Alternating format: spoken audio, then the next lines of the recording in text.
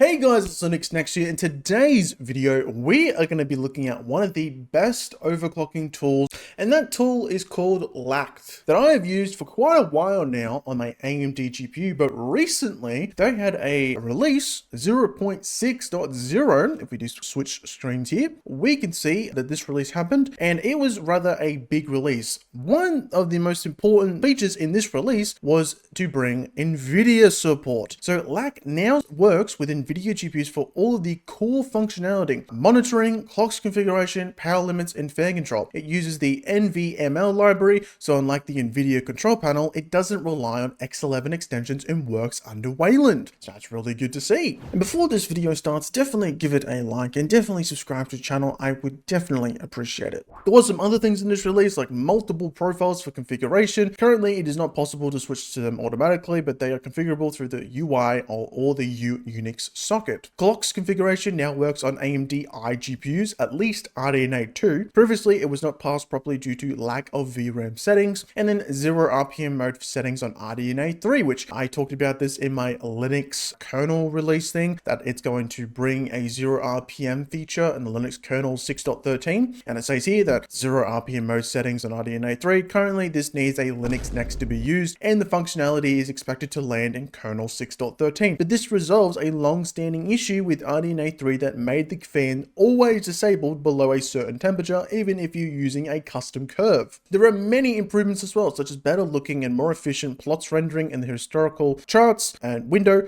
and a Fedora Copper repository providing LACT packages currently in testing. So you can see here, here's a NVIDIA showcase. He's running a RTX 4080 from MSI, it seems, and it shows different information like the BIOS version, the driver version, the VRAM, the link speed, Vulkan version, and then we can see here he's controlling the power usage, which has a total of 400 watts, which is quite insane, the maximum GPU clock and the maximum VRAM clock. So if I do show you guys right now with an AMD card, as this is about a good overclocking tool, I was just going to show the NVIDIA stuff first, which I will plug in my NVIDIA GPU and show that off. But first, we actually look at the application itself. With an AMD card, we can see the information we have here. So as we can see, I have an RX 6700 plugged in.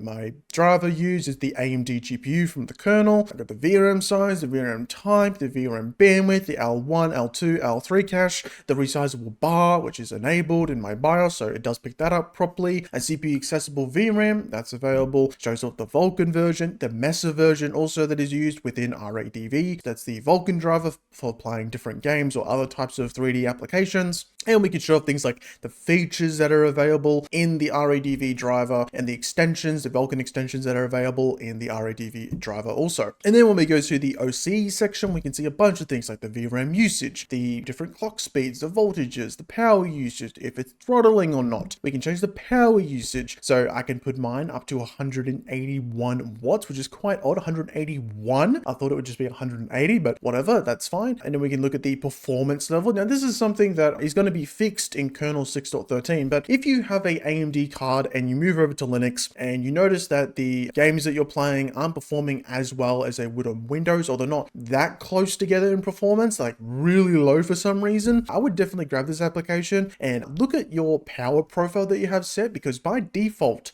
with AMD cards, it sets the power profile to boot up, which is a worse power profile when it comes to playing games. So I would change your power profile to highest clock speeds so you can get the best power profile when playing your video games. And then at the very bottom, we can see the clock speed in voltages. So warning, changing these values may lead to system instability and potentially damaging your hardware. So as you can see, my maximum clock is at 2800, which I can shoot that up to max without any problems. And then the maximum VRAM clock is at 2000. Now, one thing to note here is if you're playing a game and let's say you have Mango HUD enabled and you see that your VRAM clock speed is at 1000 on Mango HUD, but showing 2000 on here, it's because originally Mango HUD, the developer has explained that Linux measures it differently compared to Windows. I forgot specifically what was measured differently, but I remember him saying that it's measured differently. So if you do see 1000 and your GPU is supposed to be doing 2000, it's actually doing 2000. It's just measured differently on Mango HUD. And then we can change the voltage offset. So if you want to do undervolting or overvolting with overclocking, you can definitely do that. And then there's this show historical historical charts. So if you are playing a game or something, you're testing something, and you want to see some data being provided, there's this great data providing here of everything. Your temperature, your clock speed, your fan speed, your power usage. You can all see it, and it runs pretty well. Now, someone did say that on Reddit, the historical data performs pretty badly when you have that open. I was taking like so much CPU usage, but for me, as we can see, it's only taken like 1.3% total while we have the historical data open. So no real issue for me, I would say, maybe because I have a rather newer CPU, so it's able to perform decently. But the next thing we can look at is the thermal. So we can look at fan control. So we can go automatic, which that's just what I have it set to, or you can set it to a curve. So you can set it to different percentages of which degrees of what the fan speeds will do. And then we can do the spin down delay, the speed change threshold, or we can just set it to static if you want the fans to just go to a certain static speed. And then we can look at the software release of LACT itself. So the daemon and the GUI, and then the kernel version that you are running on your system, which for me is 6.11.8. And then the hamburger menu here, we can show our charts again, or we can look at to generate a debug snapshot, or we can dump our VBIOS, or we can disable overclocking support, or we can reset all the configurations. So if you have any issues, you can click reset, or if you have any issues specifically with the application, you can generate a debug snapshot, which I'm pretty sure that is what you would use to report a issue to the developers of LACT. And when you do first set up this overclocking tool, it is going to show up with a dot service that it's going to try and enable. And a dot service is basically a process that just runs in the background and runs at startup. So when you enable the service, it's going to run in the background, and it's not going to launch the application or anything. It's just going to run in the background, so it can apply your clock speeds, your power profile, all of that for you and easily. And if we do go into a game here, we do have Mango HUD set up currently. If we do go to, let's say, private bots, I guess, or sandbox mode, we're going to sandbox mode actually, and we'll just select this character. And if we have a look at our performance here, our GPU is running at around 2700, which my GPU is a Sapphire RX 6700 10GB model. And if we actually look up like my GPU from the manufacturer's website, so here it is here, and if we do look at its boost clock speed, it's only supposed to go to 2495, and I could boost it to 2800, and I have literally zero problems running it with this clock speed. So it's really cool that I can run at it or close to it. It's running around like 2300, but as you can see, it's taken like 150 watts. It doesn't really need to take 180 watts, but if it needs to, it definitely can do that. If we do look at our historical chart, we can see that we can actually see it reporting proper things. We can look at the power usage, yeah, like 150, close to 160. Fan speeds are like 1000 RPM, pretty good. If we do look at the CPU usage again of LACT, it's taking like 1.9% with the historical data. If we close it, it goes down to 0. Well, nothing basically, under 0 maybe percent of LACT running. So yeah, pretty good when it comes to performance, I would say, of running LACT with historical data. We can see the right things, and yeah, as you can see here, the VRAM is showing 1000 megahertz, but it is running at 2000. It's just that's just how Mango HUD reports it. You can definitely find an issue on Mango HUD's GitHub, where you can look at what the developer said of how it gets measured.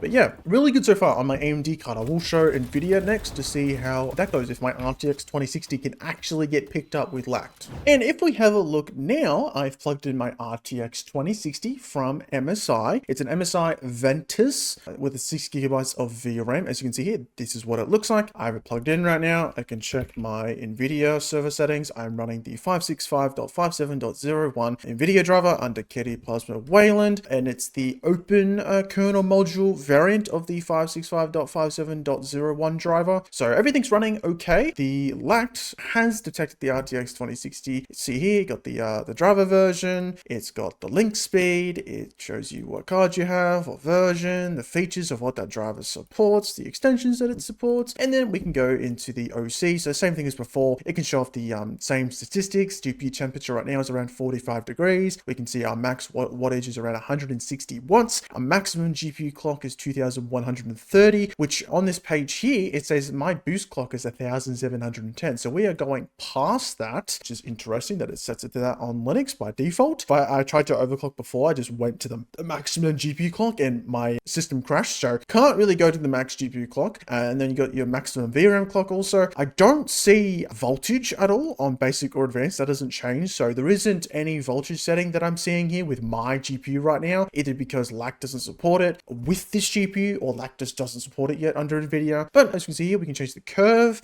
We can test out the static thing. Let's set this to 100, and it is going to the max fan speed. I don't know if you can hear it, but it is going to max fan speed right now. We can change it to a curve, hit apply. Our temperature is 44 degrees, so it should be around this area, and then I'll just leave it on automatic for normal stuff. And then for software, again, we can see the release of LACT and the kernel version. And then we'll open up the same game, which is DEADLOCK, to have a look at some of the ratings on Mango HUD just to verify that everything is working. And as you can see, the game is launched. We can go into the sandbox mode. We'll select the same character and we'll get into the game. And as you can see it, now that we're in DEADLOCK into the game, one thing I've noticed with DEADLOCK, which I did see on someone's Reddit forum comment, was that the preloading shader cache you can see here, it doesn't disappear on DEADLOCK on an NVIDIA card, but on AMD card it does disappear. So that's an interesting little bug with DEADLOCK running under Proton on NVIDIA card, but that's not really about it. If you ever look at LACT or look at Mango HUD, we can see that, yeah, the VRAM is running at around 7,000 megahertz. Our GPU is running at around 1,890 roughly. We can check LACT here, open this up. We can see that we should be going to around 2,130, but you know, our GPU is running already at the maximum and we're running around like 83 degrees. So that's pretty okay, I would say. It is showing some throttling here, like thermal slowdown. So that NVIDIA GPU does run pretty hot. It does get pretty hot. So it needs to like turn the fans on to maximum to make sure that the temperature isn't that high, even though it is a little bit high, I would say. We can look at the historical charts also just to make sure. Just look at things like the temperature, the clock speeds, the power usage, the fan speed. All of it seems to be running pretty well, I would say. So yeah, that is it for this video, I would say. Both NVIDIA and AMD are supported on LACT now. I don't know about Intel GPUs though. I don't know when ARC GPUs are going to be supported on LACT. Probably at some point when either someone makes a pull request that owns an ARC GPU or the developer himself goes out and buys an ARC GPU to test it out. But at least for now, AMD and NVIDIA are both supported on LACT, and I think LACT is a great overclocking. And just like if you want to look at data when it comes to what your GPU is doing, it's really good at showing that. And when it comes to what it looks like, I would say it's based in Qt for me on KDE Plasma with Breeze, so it looks pretty okay when it comes to its UI. And yeah, that's basically it. So if you guys did enjoy this video, definitely give it a like, definitely subscribe to the channel. Show off a screenshot of my members. Also, thank you for giving me money every single month. I really do appreciate it, and I'll see you guys in the next video. Peace.